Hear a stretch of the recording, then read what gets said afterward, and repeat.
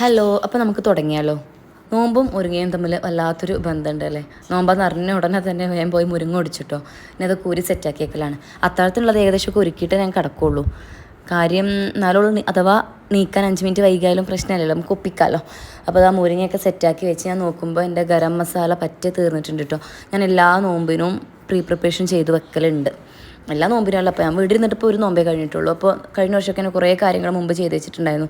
പക്ഷെ ഇപ്രാവശ്യം അതിനൊന്നും സമയം കിട്ടില്ല. വേറെ കുറേ തിരക്കിലും വേറെ എൻഗേജ്മെൻറ്റിലും വേറെ കമ്മിറ്റ്മെൻറ്റ്സിലൊക്കെ ആയിപ്പോയി. അപ്പോൾ ഇതാ ഞാൻ ഗരം മസാല ഉണ്ടാക്കി വെക്കാൻ കേട്ടോ. അപ്പോൾ എല്ലാം ഇതൊന്ന് കുറച്ച് വറുത്തിട്ടാണ് ഞാൻ പൊടിക്കാറുള്ളത്. അപ്പോൾ ഒന്നുകൂടി ഫ്ലേവർ കുറച്ച് കൂടുതലായിട്ട് തോന്നിയിട്ടുണ്ട്. പിന്നെ എൻ്റെ ചോപ്പർ കേടുവന്നിട്ടുണ്ട് കേട്ടോ. ഞാൻ ആദ്യം മീഷോന്നൊരു ചോപ്പർ വാങ്ങിച്ചു. അത് കൊല്ലങ്ങളോളം നിന്നിട്ടുണ്ട്, കുറേ വർഷം നിന്നു.